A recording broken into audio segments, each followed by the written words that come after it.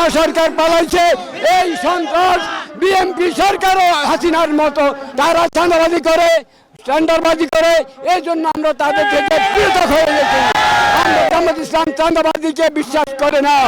আল্লাহ জামাত ইসলাম সৎ লোকের শাসন, আল্লাহর আইন চাই, সৎ লোকের শাসন চাই, এই কায়েম করতে চাই।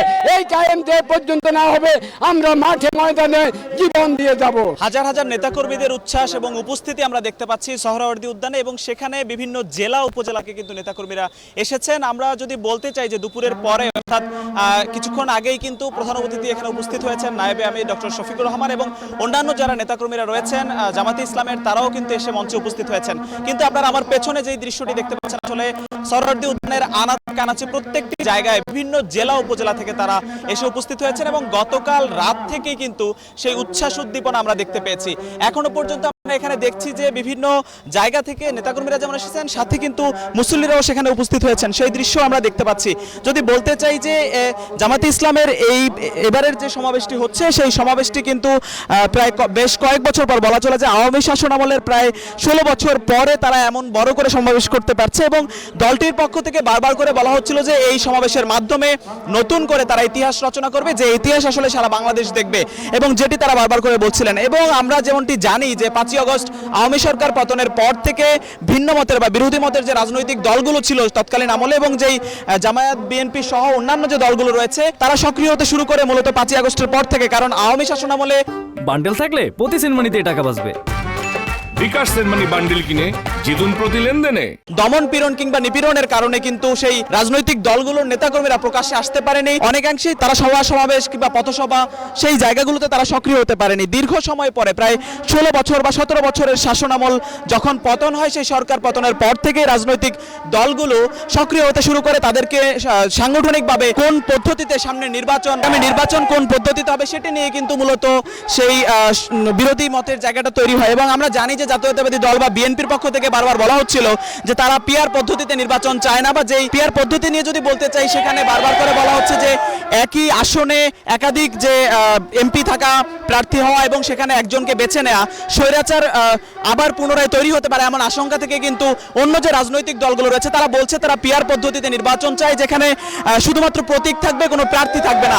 যেটির পেছনে মতবিরোধ যখন তৈরি হয়, বিএনপি বা তার সমমনা যে মিত্র দলগুলো রয়েছে তারা পিআর পদ্ধতির বিরুদ্ধে গিয়ে চলমান যে প্রক্রিয়া রয়েছে সেই প্রক্রিয়ার সাথে গা ভাসিয়েছে, এবং জামায়াত, এনসিপি সহ ইসলামী আন্দোলন কিংবা জামায়াতের যে মিত্র দলগুলো রয়েছে তাদের পক্ষ থেকে কিন্তু পিআর পদ্ধতিতে তারা নির্বাচন চায়। তারা বলছে যত শতাংশ ভোট আসলে তারা মফস্বল পর্যায়ে পাবেন, সেই শতাংশ অনুযায়ী 1% বিপরীতে 3 জন করে প্রার্থী তারা সংসদে পাঠাতে পারবেন।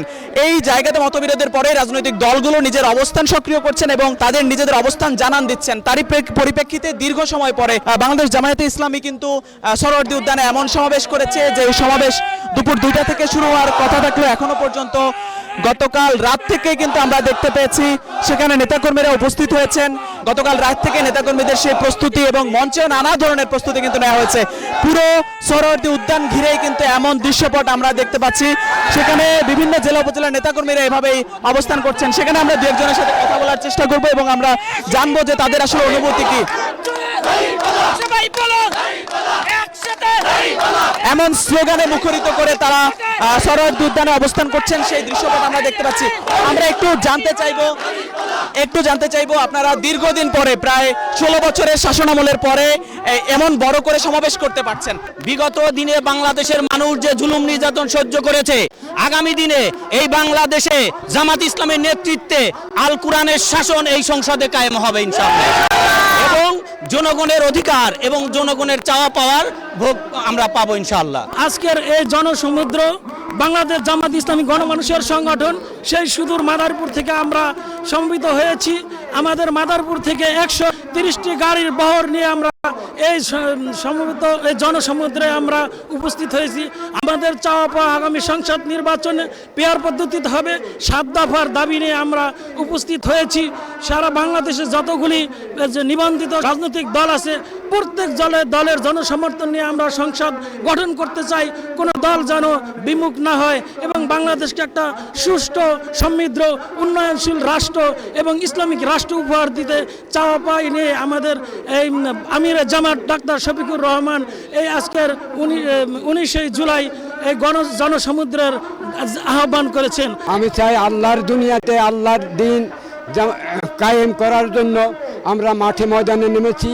এই আল্লাহর দুনিয়াতে আল্লাহর দিন কায়েম করার জন্য আমাদের প্রিয় নেতা গোলাম আজম এবং অধ্যাপক গোলাম আজম, মতিউর রহমান নিজামী এবং মাওলানা সাহেদ সাহেব জীবন দিয়েছে। প্রয়োজনে আমরা আগামীতে জীবন দিব, তবু এক পা পিছন নামবো না। এই হাসিনা সরকার পালাইছে, এই সন্ত্রাস বিএনপি সরকারও হাসিনার মতো তারা চাঁদাবাজি করে, টেন্ডারবাজি করে। এই জন্য আমরা তাদের থেকে পৃথক হয়ে গেছি। আমরা জামাত ইসলাম চাঁদাবাজিকে বিশ্বাস করে না। আল্লাহ জামাত ইসলাম সৎ লোকের শাসন, আল্লাহর আইন চাই, সৎ লোকের শাসন চাই, এই কায়েম করতে চাই। এই কায়েম যে পর্যন্ত না হবে আমরা মাঠে ময়দানে জীবন দিয়ে যাব। আমরা যেমনটা দেখতে পাচ্ছি যে নেতাকর্মীদের এমন উচ্ছ্বাস কিন্তু রয়েছে। আমরা সোহরাওয়ার্দী উদ্যানের ভেতরে এমন দৃশ্যই দেখতে পাচ্ছি। বিভিন্ন জেলা উপজেলাগুলো থেকে আমরা লোকারণ্য দেখেছি। সকাল থেকেই রাজধানী ঢাকার বিভিন্ন জায়গায় বিভিন্ন রুটে আমরা দেখেছি যে যানজট সৃষ্টি হচ্ছে। তবে একটা শৃঙ্খলার দৃশ্য কিন্তু দেখা গিয়েছে যে তারা একপাশ হয়ে হেঁটে একপাশ থেকে একটু জায়গা করে সেই দৃশ্য দেখেছি। তবে পুরো সোহরাওয়ার্দী উদ্যান জুড়ে কিন্তু আমরা এমন দৃশ্য দেখছি, স্লোগানে মুখরিত করে তাদের যে সমাবেশ, সেই সমাবেশকে সফল করার জন্য তারা সক্রিয় হয়েছেন, স্লোগানে মুখরিত করেছেন। সোহরাওয়ার্দী উদ্যান তাদের চাওয়া আগামী নির্বাচনে ইসলামী শাসন প্রতিষ্ঠা হবে, এমনটি কিন্তু রাজনৈতিক দলটির পক্ষ থেকে আহ্বান জানানো হচ্ছে।